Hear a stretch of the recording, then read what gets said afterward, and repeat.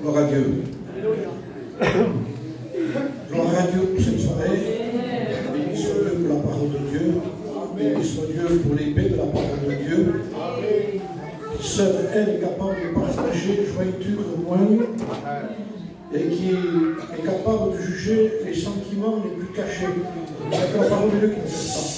Je ne sais pas, quand elle pénètre, elle dit ça c'est humain, ça c'est spirituel, ça c'est de la chair, ça c'est de l'esprit. Parce que la chair, c'est se mélanger dans l'esprit. Hein. Elle se mélange beaucoup. Et elle sait le faire aussi.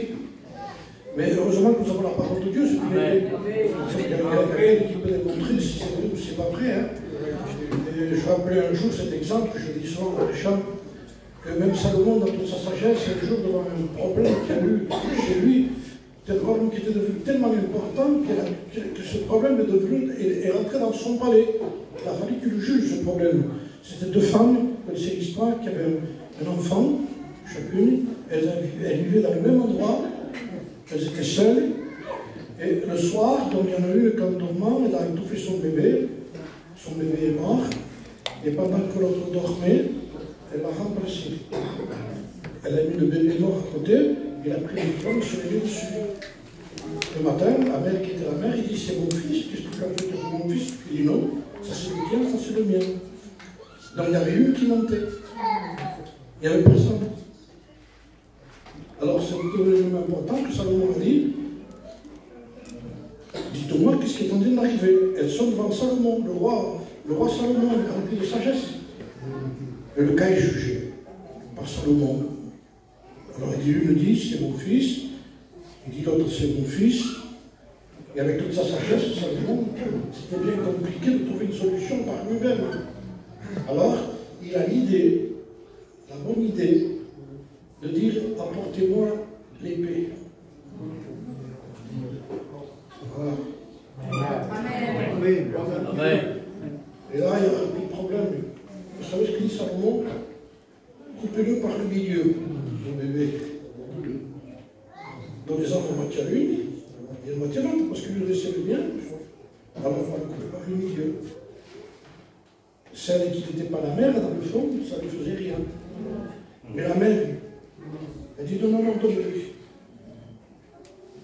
Et Salomon a compris par l'épée que c'était elle la mère.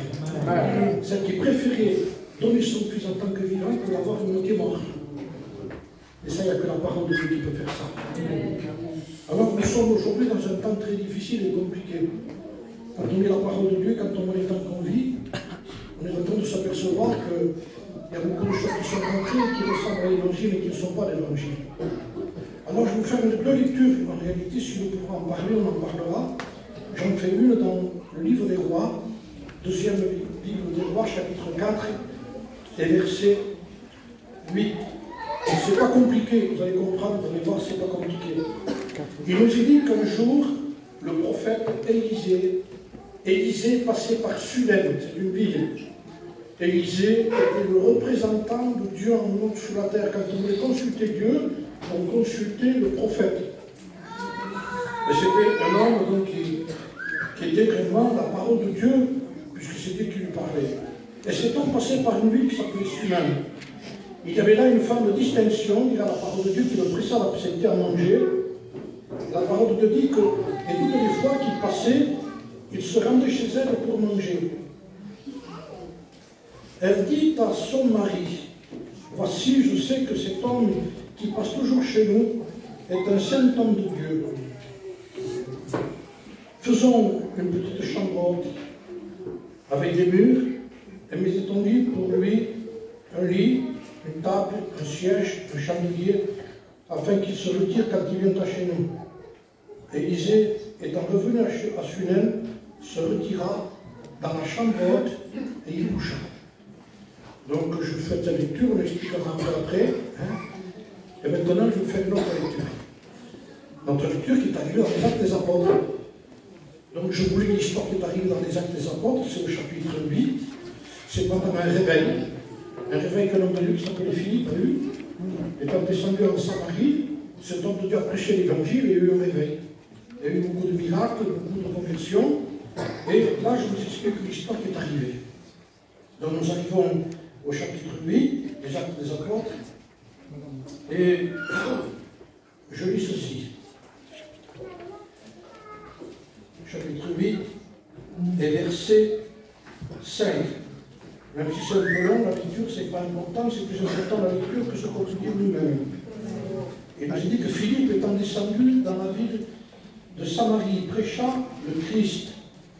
Les foules tout entières étaient attentives à ce que disait Philippe, lorsqu'elles apprirent, dire la parole de Dieu, tous les miracles qu'il faisait, car les esprits impurs sortirent de plusieurs démoniaques en poussant de grands cris, et beaucoup de paralytiques et de boiteux furent guéris.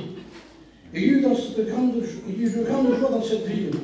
Il y avait auparavant dans cette ville un homme nommé Simon, qui, se donnant pour un personnage important, exerçait la magie et provoquait, je souligne, l'étonnement du peuple de la Samarie. Tous, depuis le plus petit jusqu'au plus grand, l'écoutaient attentivement et disant, celui-ci est la puissance de Dieu, celle qui s'appelle la Grande. Vous avez remarqué qu'on a trouvé à Simon le magicien la puissance de Dieu. Ce qui arrive aujourd'hui encore. Ce qui arrive encore. Il écoutait attentivement parce qu'il y avait longtemps, il y a la parole de Dieu, qu'ils étaient étonnés par ces actes de magie. Mais quand ils ont cru à Philippe, il leur annonçait la bonne nouvelle du royaume de Dieu, et nous a dit que, et du nom de Jésus-Christ, hommes et femmes se firent baptiser. Simon lui-même crut, et après avoir été baptisé, il ne quittait plus Philippe, et voyait avec étonnement, car le mot, les miracles et les grands prodiges qu'il opérait. Donc, je suis obligé de continuer, sinon vous ne comprendrez pas. Amen. Hein? Les apôtres qui étaient à Jérusalem, ayant appris que la Samarie avait reçu la parole de Dieu, y envoyèrent Pierre et Jean. Voilà, les anciens de l'œuvre. C'était là. Ceci arrivait chez les Samaritains, prièrent pour eux afin qu'ils reçurent le Saint-Esprit, car il n'était pas encore descendu sur eux. Ils avaient seulement été baptisés au nom du Seigneur Jésus. Alors, Pierre et Jean leur imposèrent les mains et reçurent le Saint-Esprit. Lorsque Simon vit que le Saint-Esprit était donné par l'imposition des mains des apôtres, il leur offrit de l'argent en disant « Accordez-moi aussi ce pouvoir. » Étonnement, pouvoir. Vous comprenez pourquoi je vous le dis.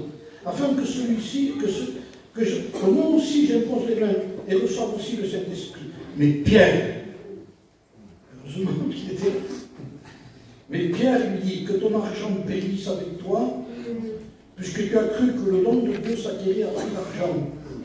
Il n'y a pour toi, écoutez bien, ni part ni lot dans cette affaire, car ton cœur n'est pas droit devant Dieu. Repends-toi donc de ta méchanceté et prie le Seigneur. Vous avez remarqué l'équilibre de Pierre. Avant de prier, il dit repends-toi. Nous on dit aux gens de prier. Ils ne se sont pas repentis, ils ne les entendent pas. Alors, il est écrit comme ça. Je ne sais pas si vous avez remarqué que Pierre est en train de parler à quelqu'un qui vient d'être baptisé par Philippe. Il est baptisé. Et le Saint-Esprit révèle à Pierre que cet homme, il n'y a pas ni part ni lot dans cette affaire, car ton cœur n'est pas droit devant Dieu. Repends-toi donc de ta méchanceté et prie le Seigneur pour que la pensée de ton cœur te soit pardonnée s'il est possible. Car je vois que tu es dans un fiel amer et dans des liens d'iniquité. Simon répondit, priez pour vous-même le Seigneur, pour moi, afin qu'il ne m'arrive rien de ce que vous avez dit. Alors, je vais vous dire ce que je vois entre les deux. C'est quelque chose que j'ai appris dans la Bible.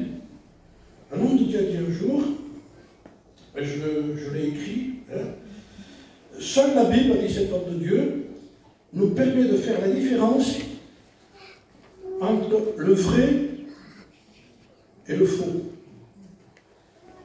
seulement entre le vrai et le faux, la Bible nous fait longtemps différence, mais entre le vrai et le presque vrai. C'est clair, hein?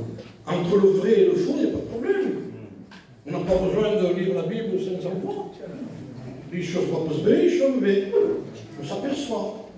Mais seule la Bible est capable de faire la différence, non pas entre le vrai et le faux, mais entre le vrai et le presque vrai. Et là, c'est plus difficile. Or, aujourd'hui, on vit dans un temps où il y a du presque vrai. Le presque vrai n'est pas vrai. Une chemise presque propre, elle est sale. C'est ou non? Comme vous pouvez l'appeler. Je suis dans la chemise presque nette. Donc il n'y a que la parole de Dieu qui peut faire la distinction entre ces choses-là. Et je voulais encore un texte, parce que nous sommes dans le vif du message ce soir. Voilà ce que dit l'apôtre Pierre, et c'est rassurant. 1 Pierre chapitre 5 et verset 12. Je vous écris, donc c'est la parole de Dieu. Je vous écris ce peu de nous pour vous exhorter et pour vous attester que la grâce de Dieu à laquelle vous êtes attachés est la véritable. Moi je crois que c'est rassurant. Et si Pierre précise en disant que je vous exhorte, je vous écris pour vous exhorter, vous attester que la grâce, pourtant qu'elle donne la grâce, parce qu'aujourd'hui, il y a des grâces qui ne sont pas les vraies aussi. Vous comprenez? La grâce à laquelle nous sommes attachés est la véritable. Je vous ai donné deux exemples, un dans l'Ancien Testament et un dans le Nouveau Testament. Je vais commencer avec le Nouveau Testament. Et nous reviendrons, si nous avons le temps, à l'Ancien Testament de cette femme qui a fait une rencontre. Cet homme, qui est appelé Simon le magicien, lui-même aussi avait beaucoup de pouvoir. Et il faisait beaucoup de miracles. Mais nous comprenons, nous, par rapport à la Bible aujourd'hui, parce que nous le savons, nous l'entendons, c'était des miracles mensongers. Vous savez que dans le livre de l'Apocalypse, il est écrit dehors les magiciens. Quand il a voir ces gens-là, dans la Bible, dehors un magicien, c'est compréhensible. C'était un peu dans le style de Simon le magicien.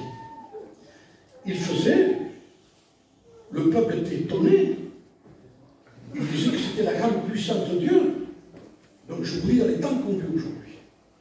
On vit dans des temps de séduction, où même il y aura des miracles mensongers. Ce n'est pas parce qu'on parle de Dieu que ça vient de Dieu. C'est vrai. Et qu'il faut pas. Parce que le faux n'est pas dehors aujourd'hui. Dedans, c'est le presque vrai qui est dangereux.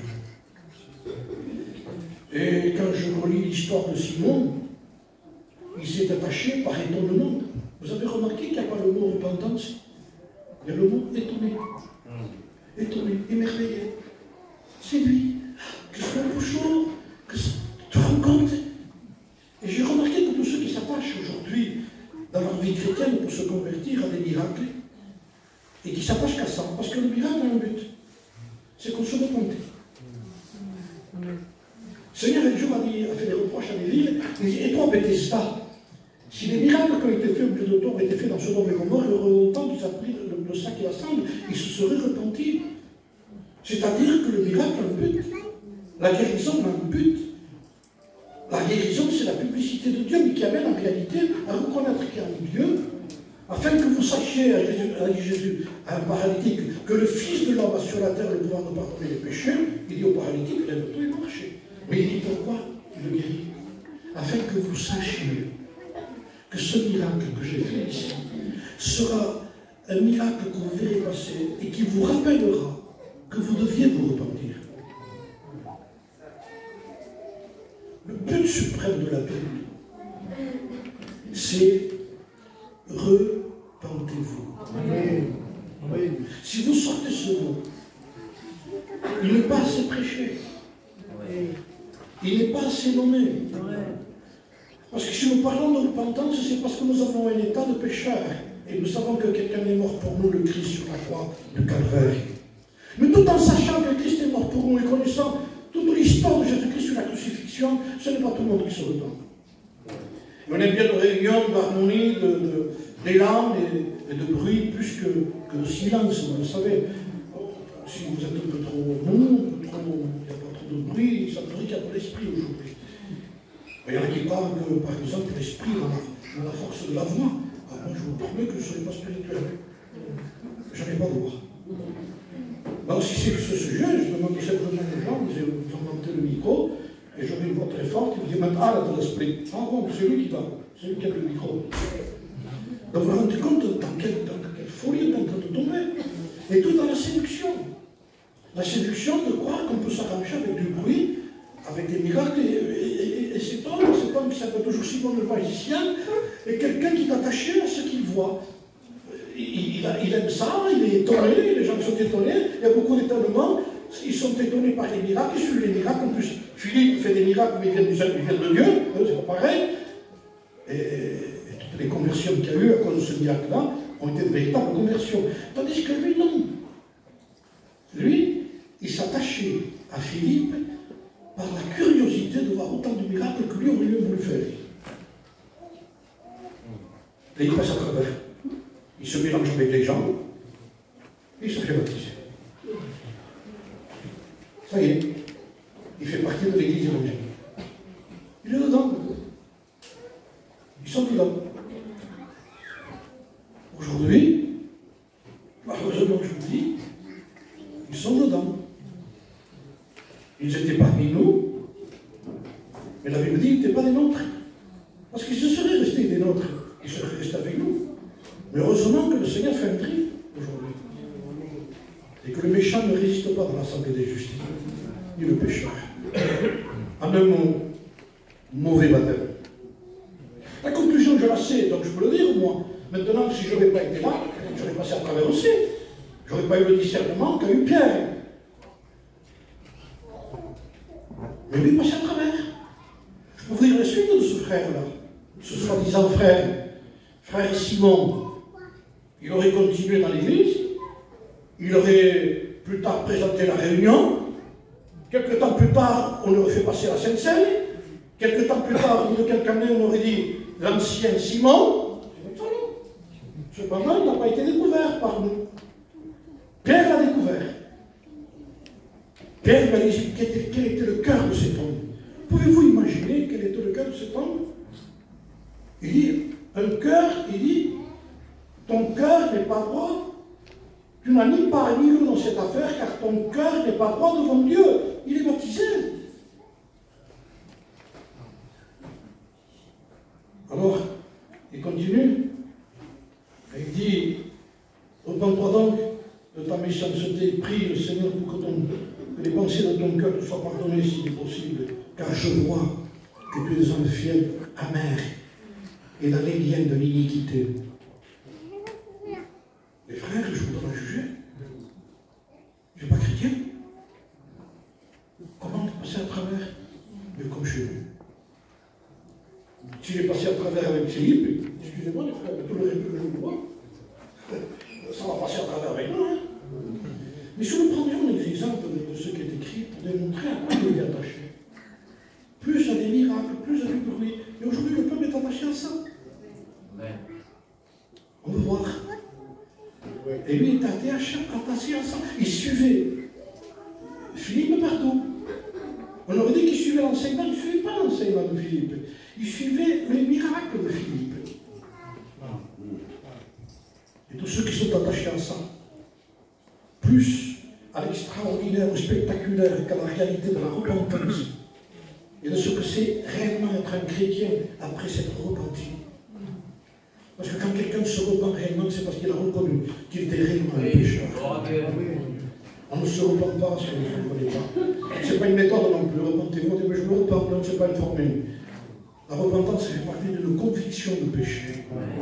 De dire, Seigneur, devant toi, je ne tiens pas. Tu es trop saint, tu es trop pur, tu es trop grand. Et cet homme a passé à travers. Voulez-vous que je vous dise ce qu'il aurait pu devenir, cet homme? Si Pierre ne l'aurait pas dévoilé, peut-être plus tard un étudiant, et un candidat au ministère. Vous savez l'autre surprise qu'on aurait trouvé après? Sur la photo avec tout le groupe, avec les enseignants, c'est pas la faute des enseignants, hein?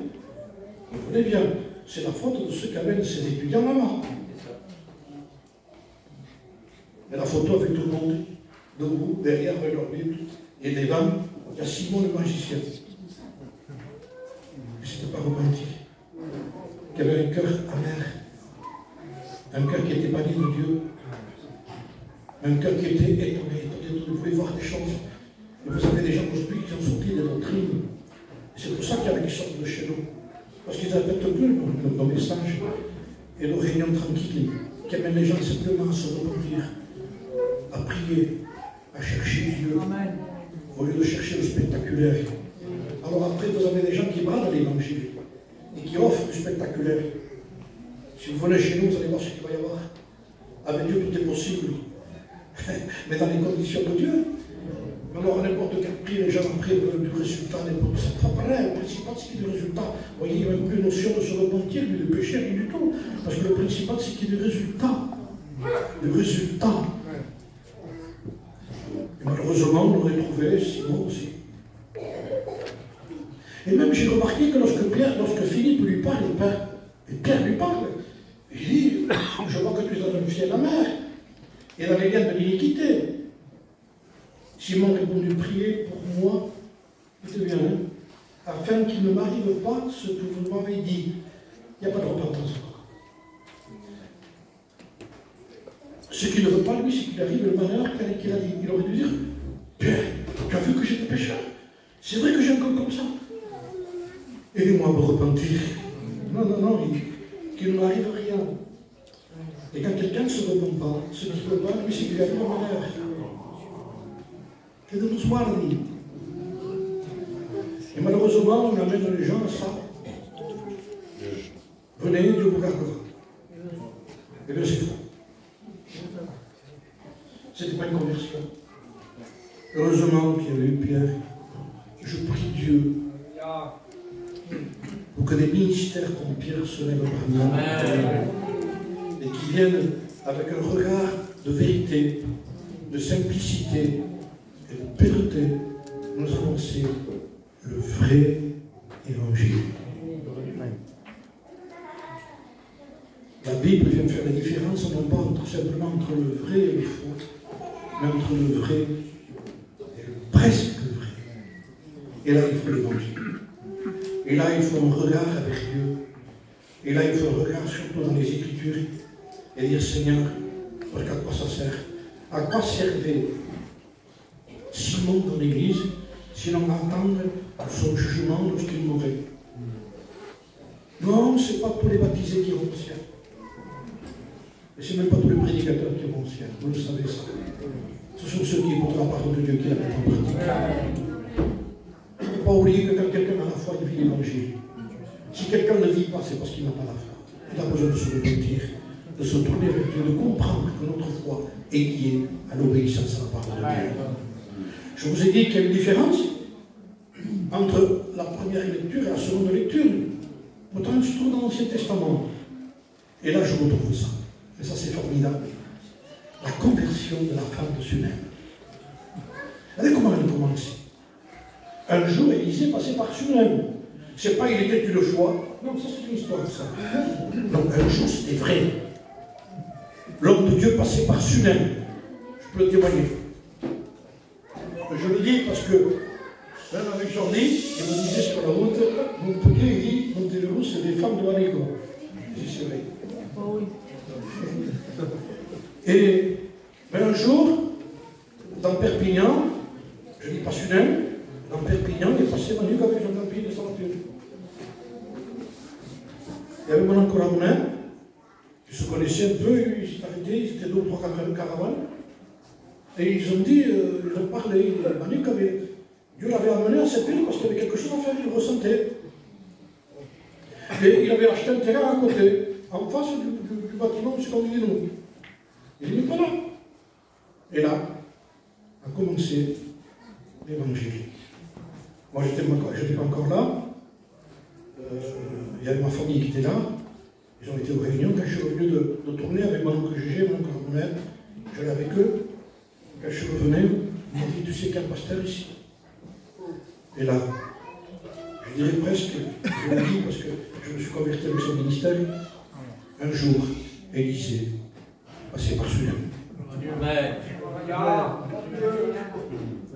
Il est passé à Perpignan, il nous a évangélisé. Ce qui a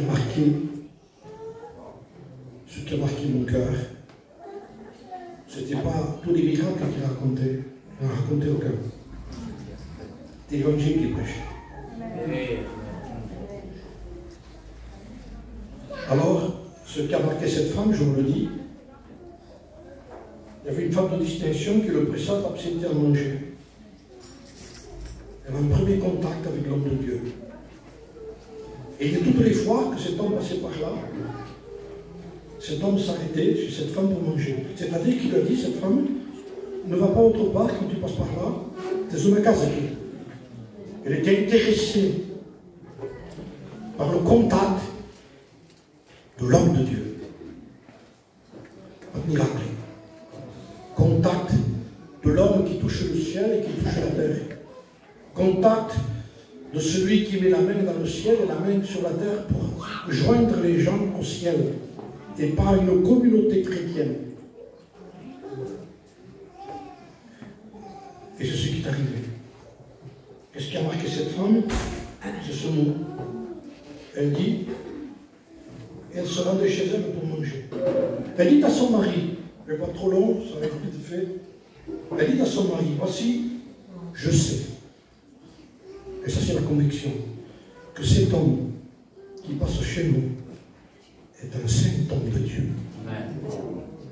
Mais la différence qu'il y a entre Simon, attaché à la manifestation de ce qui bouge, et cette femme, c'est qu'elle, ce qui a marqué cette femme de la part de Dieu, c'était la sainteté de Dieu. Et là, il va y avoir la différence entre le vrai et le presque vrai.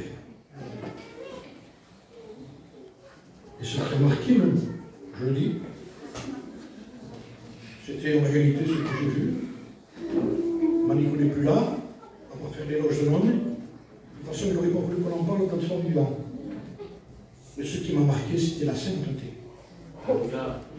Et ce qui a marqué Montepiro, c'était la sainteté aussi.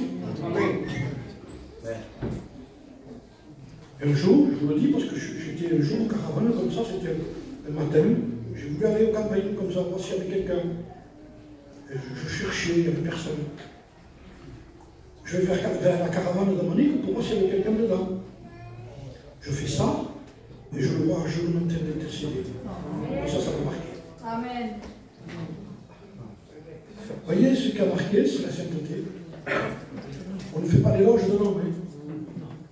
On fait l'éloge du Dieu que servait cet homme. Je sais que cet homme qui passe tout le temps chez nous, disait cette femme, est un saint homme de Dieu. Alors là, voilà la différence de la véritable conversion, et vous la notez ce soir déjà. Entre les réunions qui font beaucoup de bruit, avec des manifestations de ceci, de cela. C'est des réunions de Simon le magicien la plupart du temps. Il n'y a pas eu de repentance réelle. Il n'y a eu que des adhésions, que ce soit le mouvement, tout ce que vous voulez.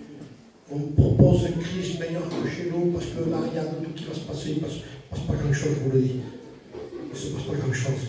Philippe, oui. Mais Simon le magicien, c'était que de la magie. Et s'il devait continuer dans ce ministère, qu'est-ce qu'il devrait devenir? Un pasteur magicien. Quelle peur, Seigneur. Quel temps on vit. Quelle crainte on doit avoir aujourd'hui. N'acceptez pas n'importe quoi. Ne bradez pas l'évangile. Continuez. Si vous savez que vous êtes entré dans la vérité, non pas par quelqu'un qui vous l'a expliqué. Parce qu'on peut être un chrétien parce que les autres nous l'ont rencontré. Vous savez qu'un jour, le Seigneur a évangélisé une femme qui s'appelait la Samaritaine. Et quand son cœur a été touché, elle a été chez les siens en disant, j'ai rencontré Jésus, j'ai rencontré le Messie. Alors ils l'ont invité, et Jésus a été là-bas, chez les Samaritains. Mais quelques jours après, les Samaritains ont dit à cette femme, femme, Ce n'est plus à cause de ce que tu dis que nous croyons, mais nous-mêmes nous avons fait l'expérience qu'il est le Sauveur. Alors, arrêtons de dire ce que les autres disent. Parce que si vous vivez le christianisme en disant « Arrête de me choquer », non, toi, qui je suis pour toi? Qui donc je suis? Les gens disent, mais toi, Pierre, Simon, toi, André, c'est peut-être ton prénom, je ne sais pas moi, ou jeune fille, jeune homme, qui je suis pour toi? C'est là la question directe. Alors il faut savoir répondre là. Mais je crois qu'on m'a dit que je crois que... Non. Qui je suis? Alors si Pierre rempli du Saint-Esprit à mot, saisi par l'Esprit, la révélation de Dieu, Dieu le Christ, qui est le Fils du Dieu vivant. Voilà qui est Jésus. Voilà qui est Jésus-Christ. Le Christ, le Fils du Dieu vivant. Le chemin, la vérité, la vie, la porte du ciel, l'espérance du ciel, la vie du ciel, la raison de vivre sur la terre, le ciel qui est venu sur la terre. Il y en a qui disent, quand est-ce qu'on va en haut? Si vous avez le Christ ici, vous êtes déjà. Amen. Parce que le royaume des cieux n'est pas un endroit, c'est une personne. C'est Jésus. Et quand on aime Jésus, c'est qu'on aime le ciel. On ne peut pas aimer plus le ciel que Jésus. Quand quelqu'un aime plus le ciel que Jésus, je ne crois pas qu'il va au ciel. Je ne crois pas. Parce que le seul qui peut le conduire au ciel, c'est Jésus. Alors ne nous attachons pas à Locan, ni en disant comment c'est la Nouvelle Jérusalem. Il y a quelqu'un de plus beau que la Nouvelle Jérusalem.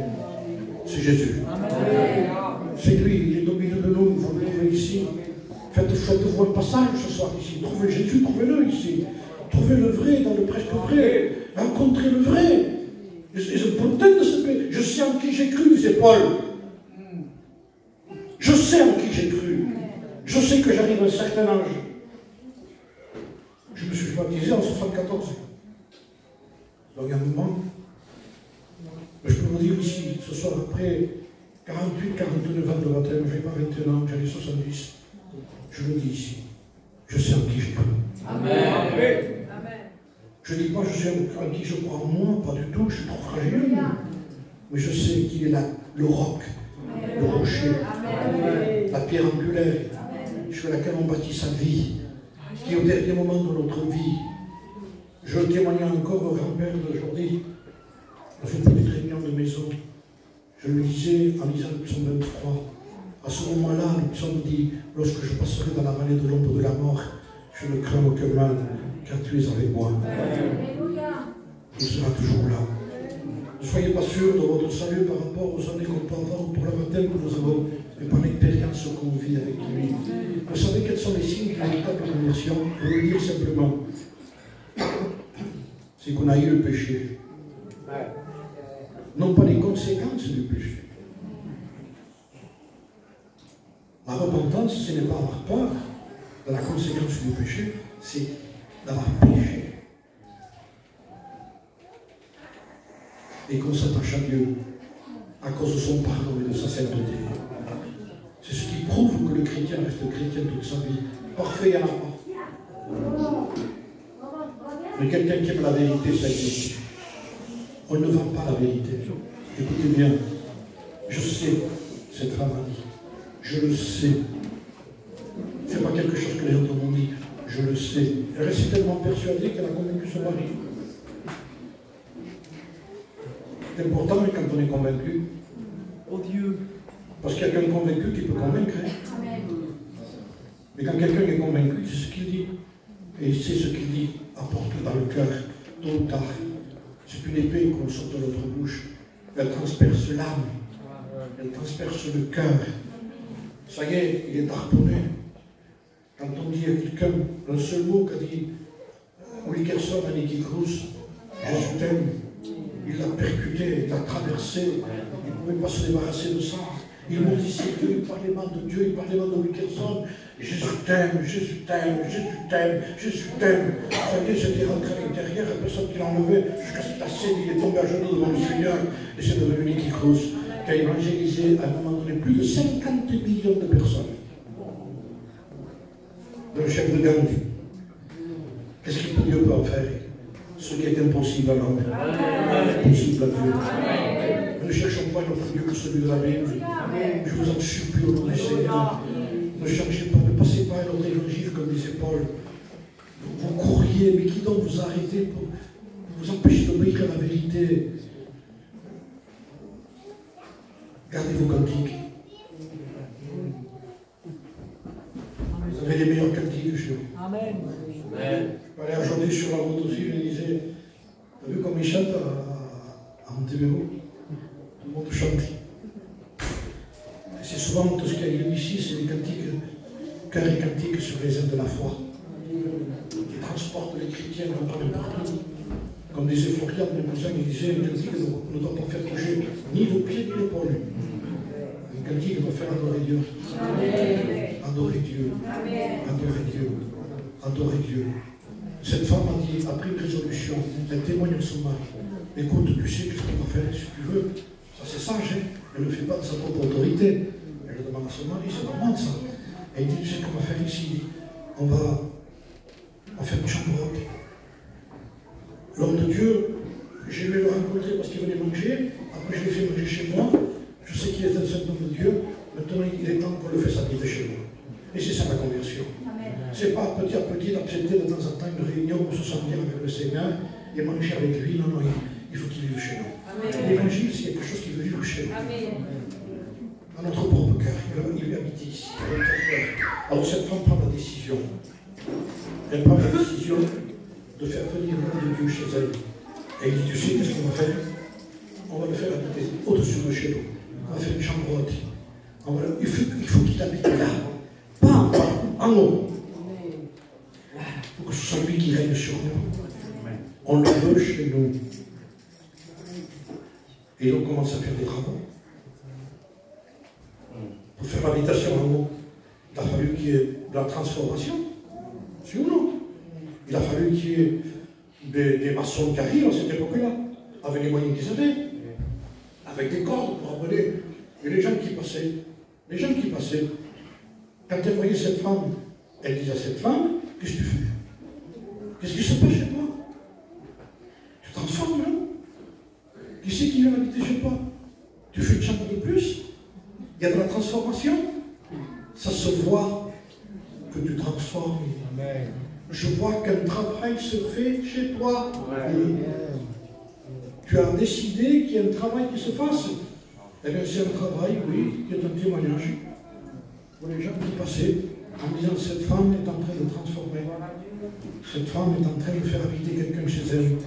Elle a fait une chambre de plus pour que l'homme de Dieu vienne y habiter. Et il dit, faisons-lui une chambre haute avec un lit. En un mot, mettons le confort, le meilleur qu'il puisse y avoir. En un mot, donnons le meilleur. Vous savez, il y a des hommes qui ont reçu Jésus et ils lui filent un festin. Je dis que c'est normal, quand on reçoit Jésus, de faire un festin pour Jésus, de lui donner ce qu'il y a de meilleur, ce qu'on peut avoir chez nous. En fait, il n'y a pas grand-chose à donner. On n'a pas grand-chose à donner. Mais quand Dieu voit que même si c'est quelques petites pièces qu'on met dans le trône, elle a donné tout ce qu'elle avait. Ce n'est pas de superflu. Le Seigneur sait quand on lui a donné notre vie. En un mot, reconnaissons que la véritable conversion commence par reconnaître la vraie sainteté de Dieu qui amène la personne à dire Seigneur, maintenant, je te veux chez moi. Parce que ce que je vois chez toi n'existe pas dans le monde, ni dans la religion. Ce qui est saint n'existe pas dans la religion. Ça existe dans son corps, dans son église, dans la vie avec Dieu et dans la vie pour Dieu. Et ils ont fait ce qu'ils pouvaient. Mais deuxième dit, je termine. Écoutez bien. Et un jour, cette femme a passé par un problème. Son fils est tombé malade. Elle avait mis un lit pour l'homme de Dieu. Elle prend son fils. Vous savez ce que c'est? Un lit, c'est le repos. C'est le summum du repos. Il y a une chaise pour s'asseoir, on se repose. Mais quand je goûte, c'est le summum du repos. Ils ont offert à l'homme de Dieu un moment du repos. Vous savez, j'en ai compte, je l'ai vu chez nous, il a commencé la réunion en disant ça. Bonjour Jésus. C'est étonnant. Mais il a continué. Il disait, vous n'auriez pas envie de lui donner une bonne journée à Jésus. Nous, on veut des bonnes journées. Mais vous ne croyez pas qu'on peut dire à Jésus, je vais te dire une bonne journée, Jésus. Je vais essayer de faire tout ce que tu me demandes. Je ne vais pas te contrarier. Je veux un amour pour te soir, Seigneur. Et c'est ce qu'ils ont fait pour cet homme de Dieu. Trouve chez nous un endroit de repos. En un mot, voilà ce que dit la parole de Dieu. Mon fils, proverbe est écrit comme ça. Mon fils, sois sage, afin que je puisse répondre à celui qui m'outrage. Sois sage, parce que celui qui m'outrage, c'est le diable. Il t'accuse à toi, ça me fait du mal à moi. Alors sois sage. Comme ça, si je vois que tu es sage, je pourrais lui répondre. Tu es un menteur, mon fils me sert à moi. Sois sage. Et je pourrais répondre à celui qui m'outrage. Alors le lit était pour l'homme de Dieu. Mais quand l'homme de Dieu est parti un peu de la maison, et qu'il en a eu un problème, où c'est qu'elle a amené son fils? Alors il y avait le repos de l'homme de Dieu. En un mot, le repos de l'homme de Dieu a été son repos à lui. C'est là que j'amène mes problèmes, mes difficultés, mes luttes, mes tristesses, mes maladies. Tout, on l'amène ici. Vous avez la conséquence de l'entrée? Baptiser, bouger, tout ce que vous voulez. Et l'homme lui dit, tu as un cœur amer, tu es dans un fiel amer. Tu n'arrives même pas à te repentir. Il ne s'est même pas repenti. Il est parti comme ça, il dit, priez pour moi. Quand quelqu'un me dit priez pour moi, prie tout seul. Et repends tout seul. N'essayons pas de mettre les mains sur quelqu'un pour qu'il se repente comme ça, en lui faisant prendre la tête. Arrêtons avec ça. Aidez-le à se repentir, je suis d'accord. Mais on ne touche pas quelqu'un qui est en train de se repentir. Il doit se repentir tout seul. Il est en train de se trouver mort qui tombe par terre et tout. Tant mieux. Tant mieux. Qu'il y ait tellement de conviction de péché qui tombe par terre, ça n'arrive pas chez moi. Il n'y a pas assez de conviction. Mais qui est ces convictions-là? Pour que la personne du Seigneur me mette en pendant. Donc cette sainteté, Seigneur, aidez-moi, aidez-moi, aidez-moi, aidez-moi. Quand il crie, le Seigneur entend et le délivre de sa détresse. Que Dieu le fasse ce soir.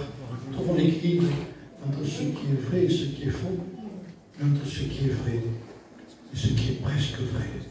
C'est trop important par rapport à la conversion. On prie le Seigneur. Tu connais, Seigneur. Tu pèses les cœurs. Et je sais que nous n'avons aucune capacité pour faire le partage, non? Entre ce qui est vrai et ce qui est pas vrai, on n'est pas des avocats, même un avocat ne pourrait rien faire sur ça. Salomon, avec toutes ces choses, n'a pas pu, Seigneur. Il a pu lorsque l'épée est venue, oui. Et quand l'épée vient, Seigneur, elle vient juger les sentiments les plus cachés. Je te prie, Seigneur, que ce soit Dieu, même si ça a été mal expliqué, mais qu'il y ait cette compréhension entre ces conversions qui ressemblent à celles de Simon aujourd'hui et celle de cette femme qui s'est convertie par rapport à la sainteté